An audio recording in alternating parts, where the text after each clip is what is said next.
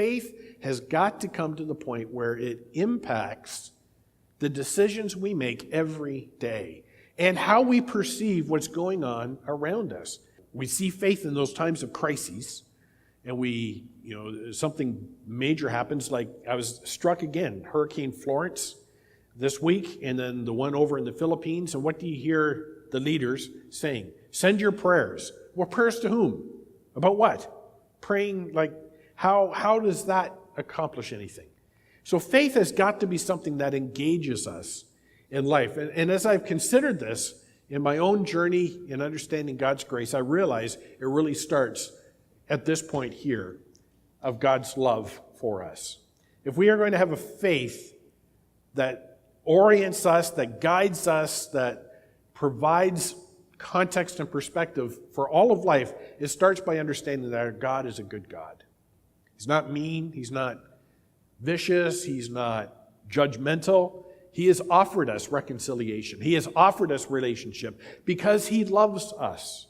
And that love that compelled Him to send Christ to the cross is now the love that compels us not only to serve Him, but to represent Him by living faithful lives in life. So what I want to do this morning is sort of set the stage a little bit of an introduction for what I'm calling quiet confidence. How do we nurture the conditions and the thinking in our life so when we engage in life, whatever that may be, and faith often is most necessary in times of crises, but not always, when we're rejoicing, when we see blessings, the ability, as Paul said here, to give thanks to God, to rejoice, is because of our faith in God. So it covers the whole spectrum, not just the stressors, but also the celebrations.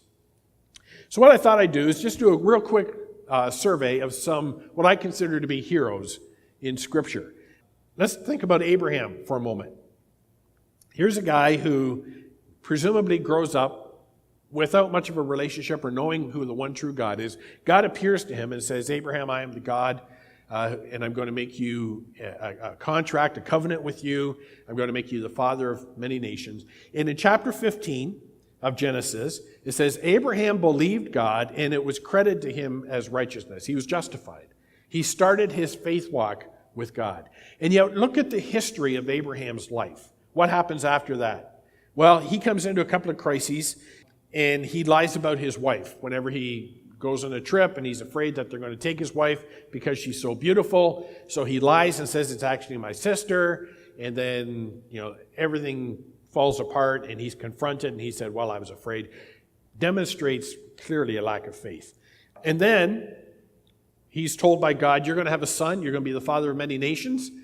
And Sarah overhears this conversation, and she laughs, and Abraham questions and says, how can that possibly be? I'm almost 100 years old. And so they come up with a plan. And so rather than waiting on God, he goes and he has an affair with the maid, and Ishmael is born, and there are all the problems that come out of that.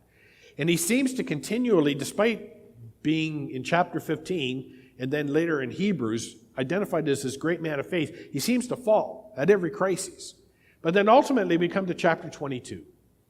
And God says, I want you to take your son, I want you to go on a camping trip for 3 days, and then this one son that I've given you, who is a demonstration of my faithfulness and my love for you, I'm going to ask you to sacrifice him.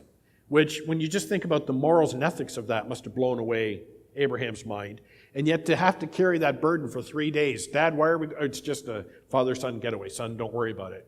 Yeah, but we're going to worship God. But don't worry about it, son. And for 3 days, he carries that burden. Finally, he gets there, goes through all of the ritual necessary, and is ready to sacrifice his son, and God sees and responds and intervenes.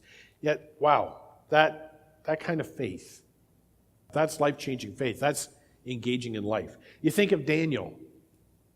If there's one guy I want to meet in heaven right after Jesus, it's Daniel. This guy was amazing. He's raised in the time of the captivity.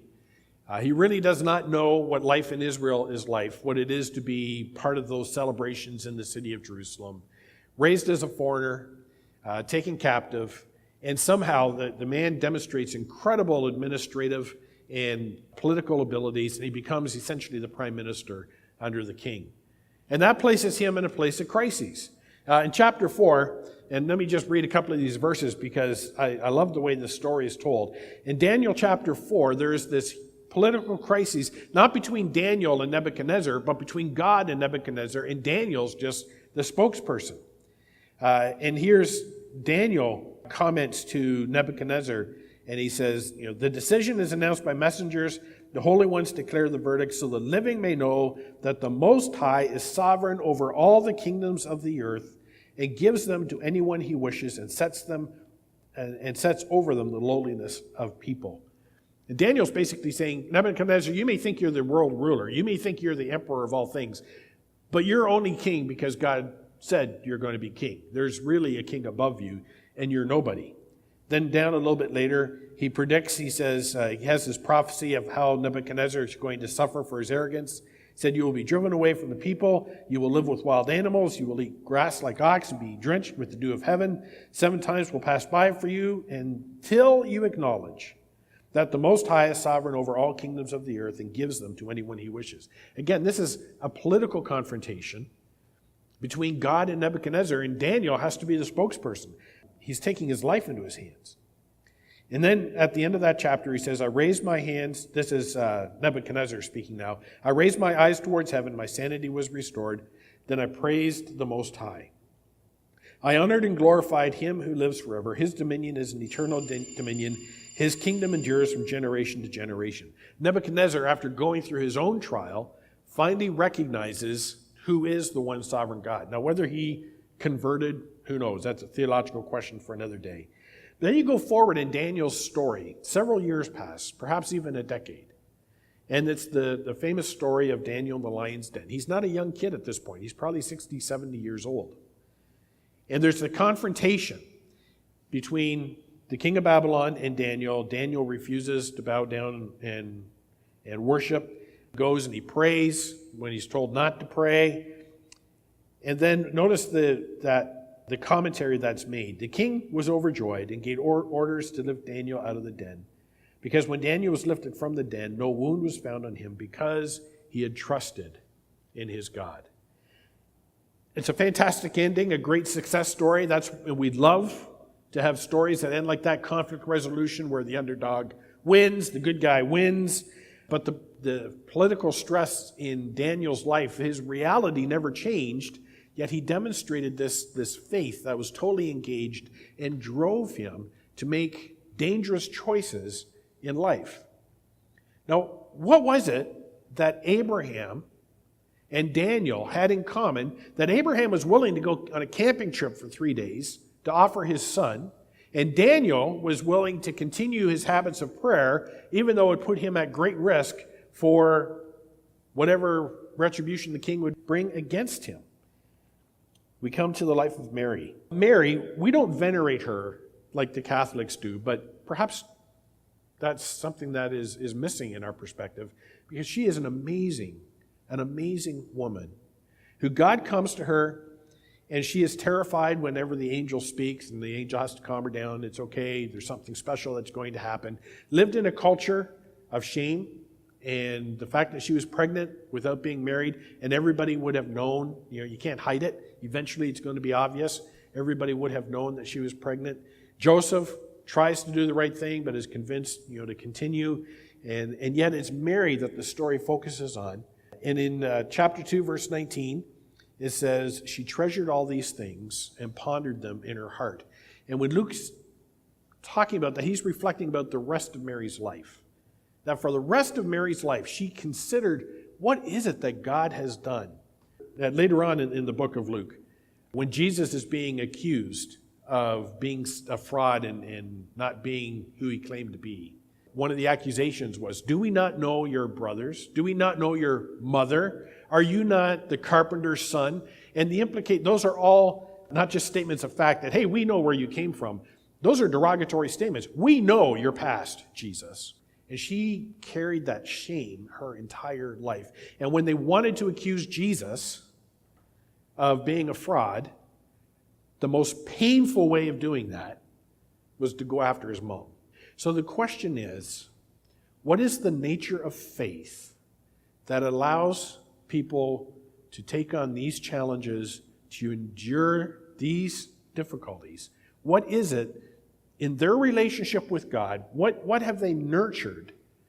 And then what can we take from that to begin to learn those life skills ourselves, so that as we engage with life, we are, as our second statement says, we are convinced by faith. Because what we do believe is counterintuitive. You cannot bring science to Christianity and prove it.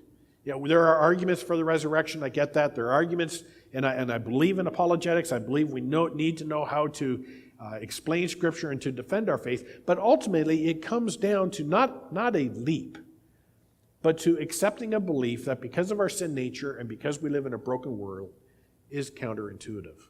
So how do we move so that not only are we ourselves well anchored in our engagement of life, but then in our responsibility to represent Christ and to engage in our society, we can demonstrate to our world the validity and the hope and the truth and the love that we have experienced through Christ because we are engaging in life. That's the great question I want to answer over the next several weeks.